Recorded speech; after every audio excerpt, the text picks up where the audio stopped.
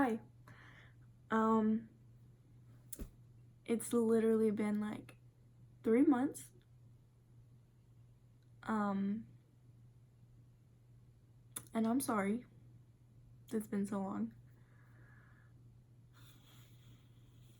Today, it's a really touchy subject. Um, but I feel like for me to like move forward, I need to talk about it. If if it looks like I'm like looking away, it's because I'm looking at myself in the viewfinder. It's so hard to look directly into the camera. Oh my god. I just want to start and say that I'm not doing this for any type of attention at all. It's just something that I feel like to move past, I have to talk about, and I have to embrace it, and I have to be okay with what's going on. And I don't want to hide any of this. So today we're talking about mental health. So many of you don't know at all unless you're like really, really close to me. I have severe depression, clinical depression. I have anxiety disorder, and I have OCD. So like just to start off, I'm sure all of you know what depression and anxiety are, but the OCD that you probably associate with is like the type that you see on TV where everything has to be like perfectly neat and clean. I don't have that type. Mine's kind of more like mental OCD, if that kind of makes sense. Like my thoughts are what's being controlled. So for example, like I know it happens to a lot of people, but like this is like mine's more extreme, if that makes sense. Like you can be driving on the road and all of a sudden you'll just stop and think, what if I lose control? Like right now, like, sorry, I'm gonna be saying like a lot because I don't know how to speak like a normal person.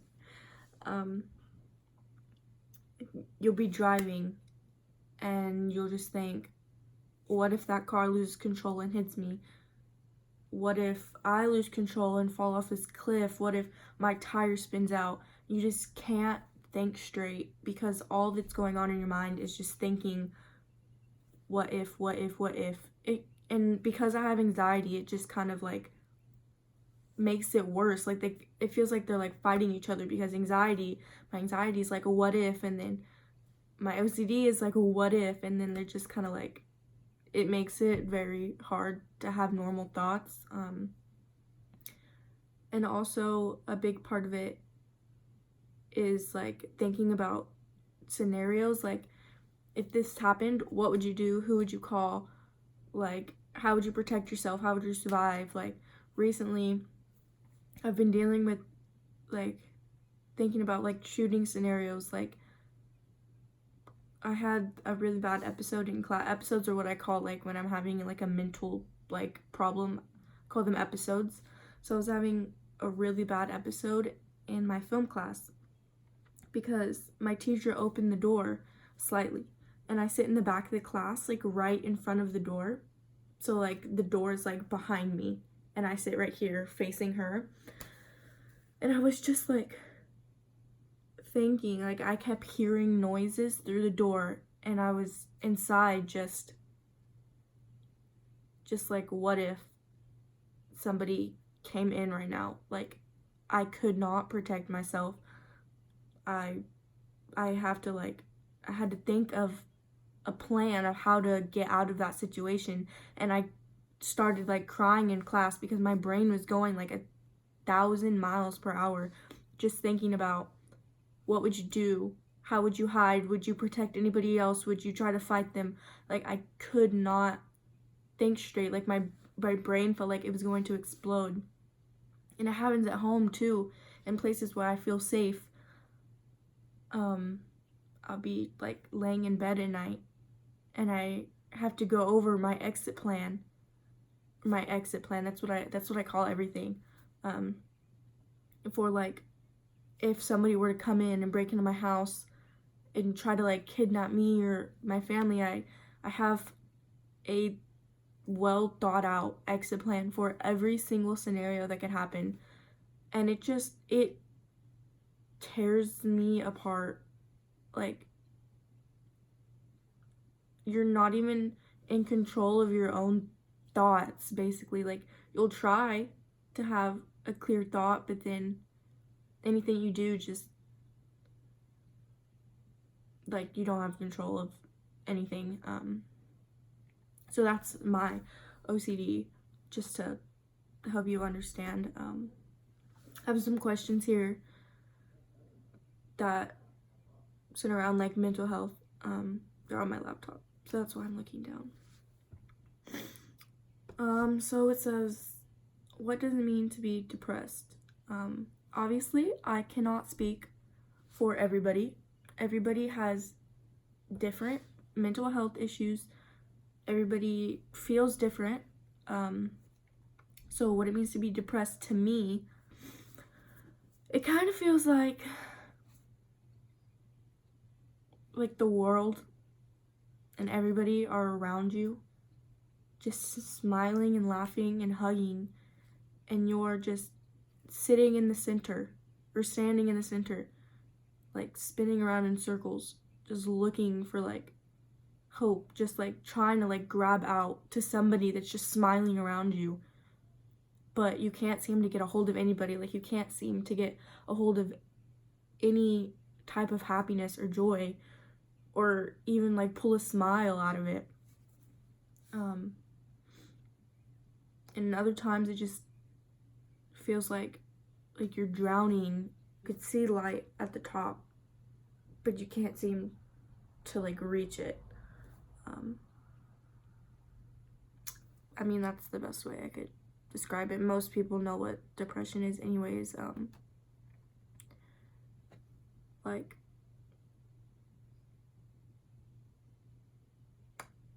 yeah. So, what is your response to people that think it's all in your head? First of all, like, you don't understand how much that hurts somebody for them to like be open about what's going on in their life and what's hurting them, and then you just say that, oh, it's no big deal, it's all in your head, you're just sad. Like, oh, you're just nervous, it's not anxiety, you're just nervous, like, you just don't get your way, that's why you're so sad. Like, that's not depression. Like, or to especially say it's not even real, it's just, it feels like you're just being, or it feels like I'm just being like stabbed in my heart, because it takes a lot to be able to be open about like what's going on, because obviously we know that people aren't going to believe us. Some people aren't going to believe us because some people just think it's like all in your head. And trust me, it's not. It's caused by a chemical imbalance. Like,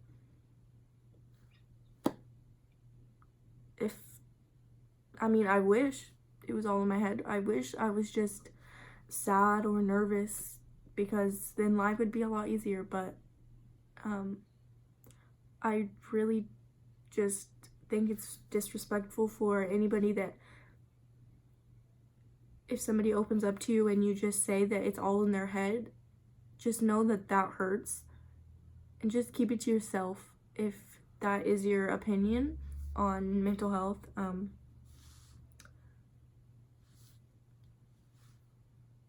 Just keep it to yourself. How does mental health issues affect people?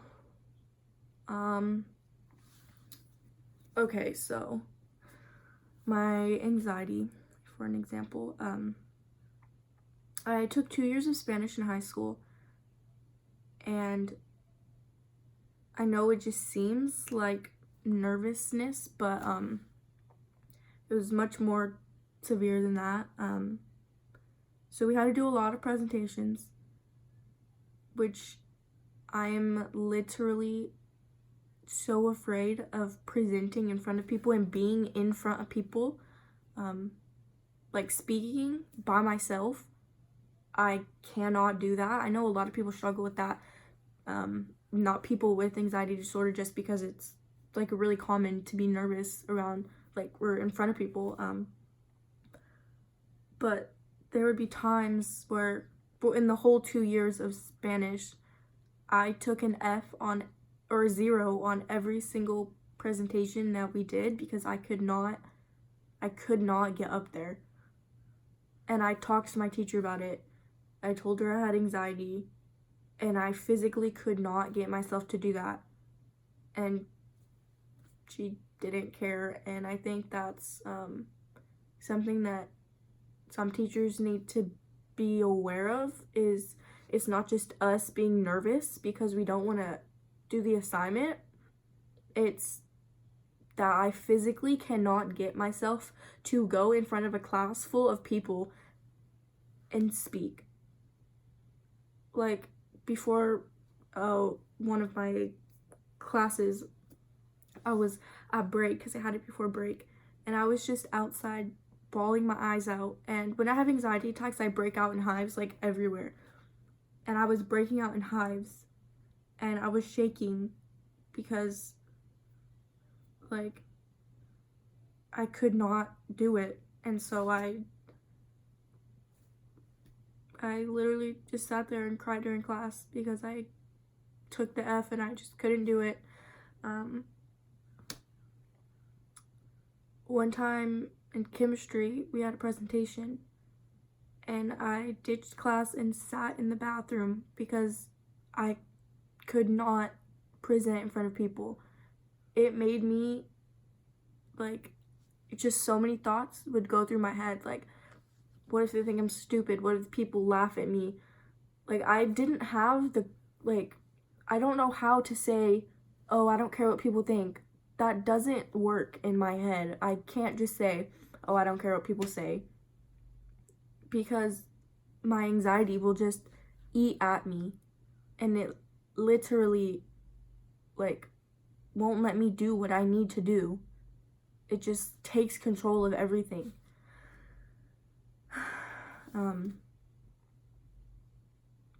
So that's just some examples. Obviously not everything. Not all my anxiety attacks are centered around being in front of people.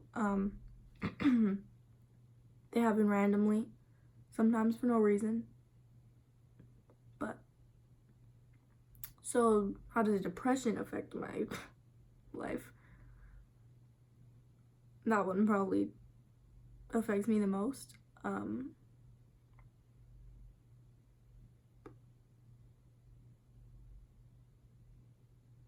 I don't even know where to start.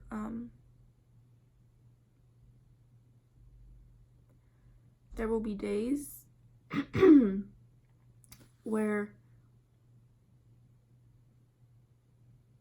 I just lay in bed without my phone, without TV, without a laptop, just staring at the wall because I can't get myself to do anything else.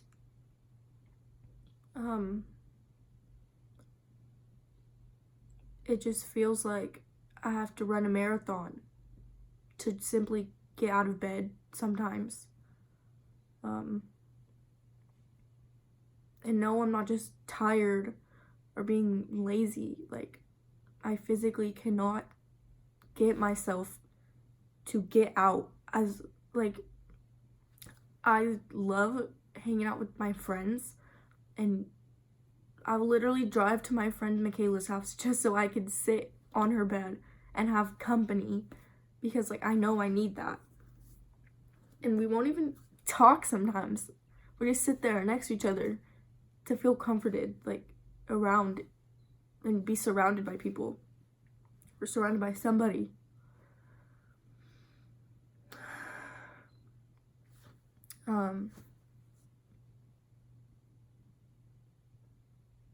It's definitely ruined a lot of my friendships because they don't understand why I they don't understand why I don't want to do anything, and they don't understand why I'm so sad all the time.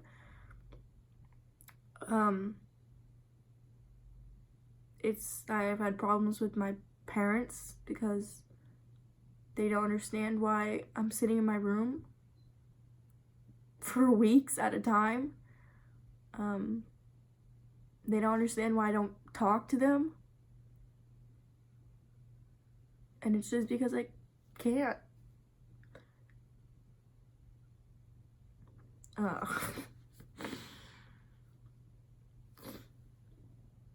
Okay. Why are people afraid to admit things about their mental health issues? That's easy, just because you're scared of, like, rejection, I guess, of people telling you it's all in your head, of people telling you you just need to grow up, people just laughing at you, saying it's all fake, because nobody realizes how much that hurts.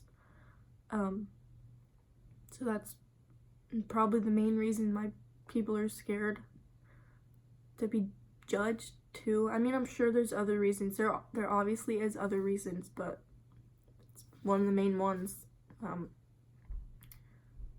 What are ways to help with mental health issues? Well, obviously, medicine helps. It's a long journey, though. You have to find what works for you. You have to start slowly getting your mind used to the medicine that you're bringing into your body. A normal trial for each medicine is from 3 to 6 months. There'll be weeks when you hate your life, when you're having the worst episodes that you've ever had, and then there'll be weeks when you're happiest you've ever been, or the calmest you've ever been. And they could just fluctuate back and forth.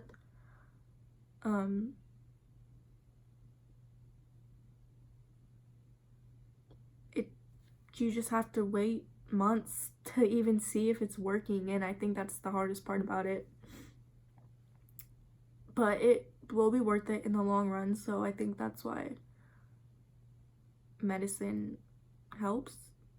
I'm on a trial of this medicine. I'm not going to tell you guys the name, but I'm 2 months in right now, and it's not working. So I have to make a doctor's appointment to get it switched. But other than that, therapy helps tremendously. Just being able to talk to somebody that you know isn't judging you, that you know understands and knows how to help. Like, just sitting on a couch and being able to cry and tell them what's wrong, and they just say it'll be okay. Sometimes that's all you need to hear. So that really does help. Also, I think just knowing that you have people around you that understand and that are there for you, even if you have like weeks or days that you don't even speak to them because you can't get yourself to talk to anybody.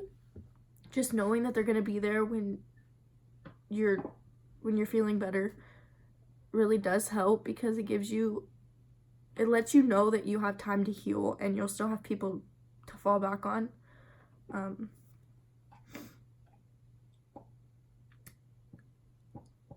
I think the biggest thing is just don't let anybody feel alone. I think that's how, if you have friends that are going through stuff like this, just make sure they know that you're there. Even if you don't know how to be there, send them a text and say, I don't understand, or I don't, like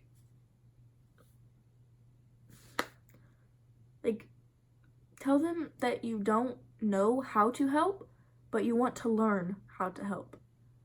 I have a friend that watched a YouTube video on how to help somebody that's depressed, and my heart just like felt so complete when I found that out.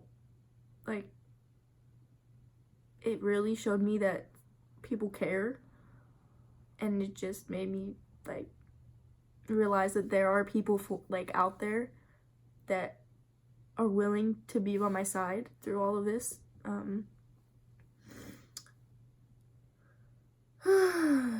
So why don't more people care about mental health issues?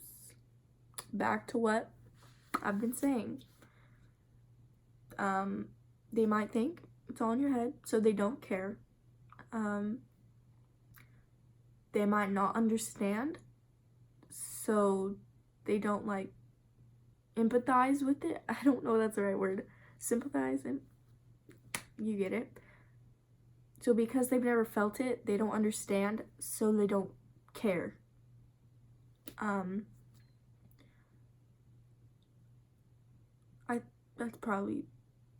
That's what I think is the main reasons why people just don't care. Because they don't understand. It's not affecting them personally, so they don't care. Or I think the most common thing is they'll tell you people have it worse. Just suck it up. Like, people have it worse than you. You have a house. You have a family. But they don't understand that that doesn't matter. It's not things around us that makes us happy. It's what's in our head that makes us happy. I could be a rich billionaire and still have depression. It really doesn't matter. Are drugs or therapy more helpful to someone with these issues? Personally,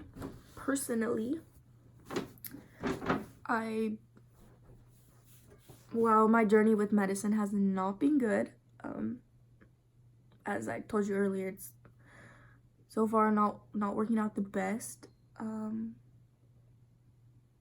But I know therapy, you just feel really like relieved. My cat is staring at me so hard outside. With therapy, you feel really relieved afterwards, and I feel like you don't get that a lot when you're going through like these problems. So I think it's really helpful. I think therapy is really helpful, and it doesn't take as long to feel better. Like I said, trial periods for medicine are like 3 to 6 months, and you go up and down through it.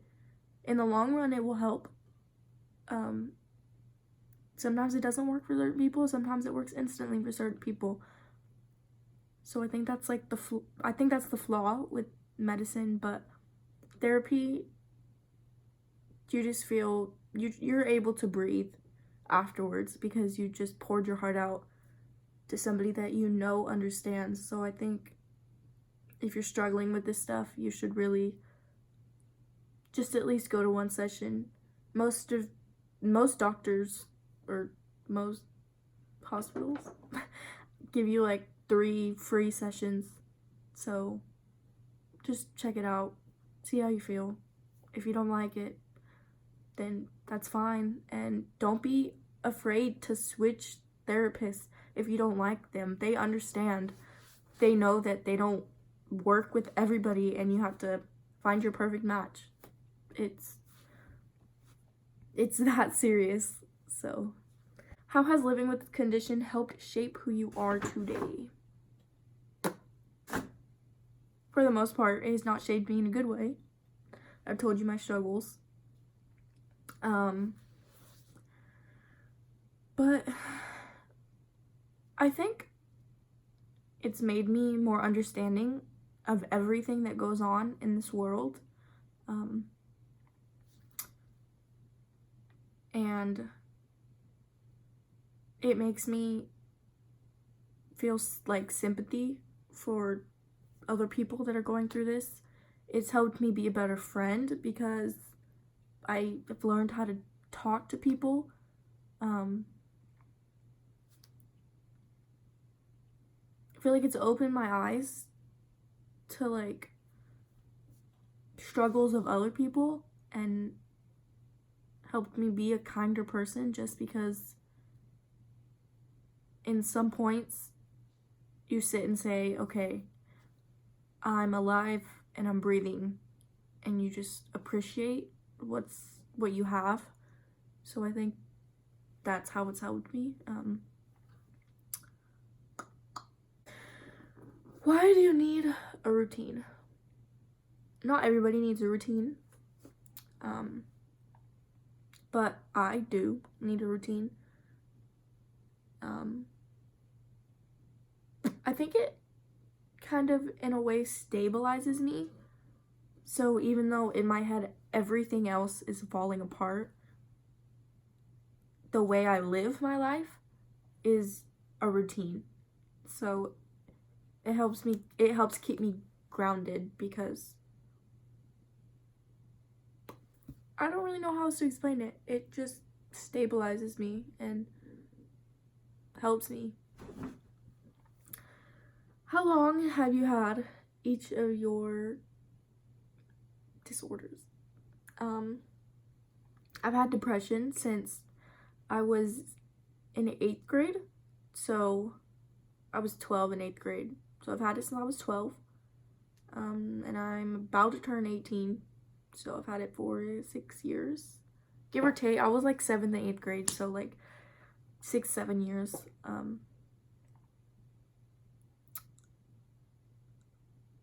I'm not really sure how long I've had anxiety, but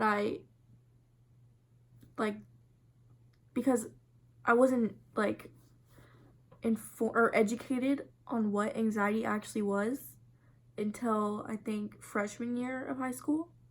I always just thought I got super nervous because nobody told me that what I was feeling wasn't like normal. I mean, it's normal, but you get what I'm saying.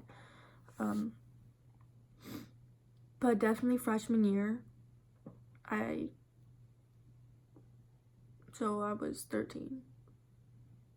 And OCD, that's a new one.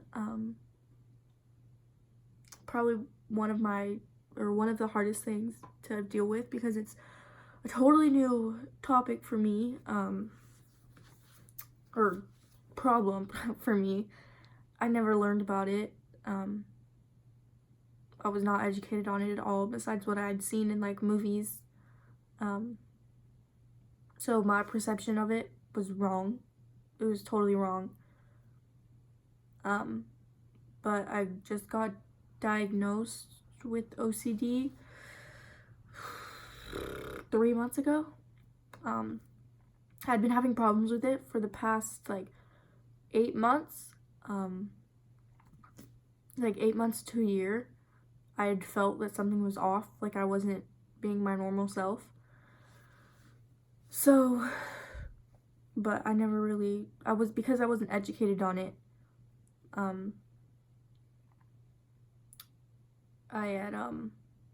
didn't know what was going on until I sat down with my therapist and she told me. So that's when I found out. I hadn't told really too many people about that one. But yeah. What else was I gonna talk about? Why do people self-harm? So trigger warning. I know this is a sensitive topic for somebody looking at me. I know this is a sensitive topic for a lot of people. So just trigger warning. I'm going to be talking about self-harm. So just click off if you can't sit and listen to this, please. I don't want to upset anybody at all. I don't want to make anybody uncomfortable. I think the biggest misconception about self-harm is that people do it for attention. And that's definitely not true. It helps take away from the pain that's going on in your head. Instead of being focused on how sad you are, you're focused on the fact that your arm hurts. It sounds blunt and kind of cruel, but that's honestly why. And then also it balances out the mental pain that you feel with the physical pain. I know sometimes it can drive people, like it could really like damage people inside because the thoughts that they're having or the pain that they're feeling inside doesn't match what they're feeling outside. So you kind of just feel like you're going crazy. So because you harm yourself, cut yourself, it helps balance the pain that you're feeling. And I think lastly, at least for me, I'm sure there's tons of other reasons why people do. And I think personally, a reason for me, and I'm sure other people too, it's a way to get out your feelings without affecting people around you. So because you're self-harming, you're only hurting yourself, if that makes sense, instead of hurting other people around you, as suicide would obviously hurt your friends and family. But this doesn't. So I think that's a main reason why people do it. But I think it's important for people to have different coping mechanisms with what's going on in their head. Instead of that, obviously self-harm is not the way to go. But I think it's important for people to understand why others do self-harm instead of just thinking it's for attention. Try to help them instead of just judging them. If you see somebody with scars on their arms, just look at them and say, I hope you're having a good day. Just give them a compliment. You don't even need to mention their arms. Just, they might need to hear it. They might need to hear that they should have a good day, or that you like their shirt, or that they're pretty. Anything helps, honestly, because you never know what people are going through. So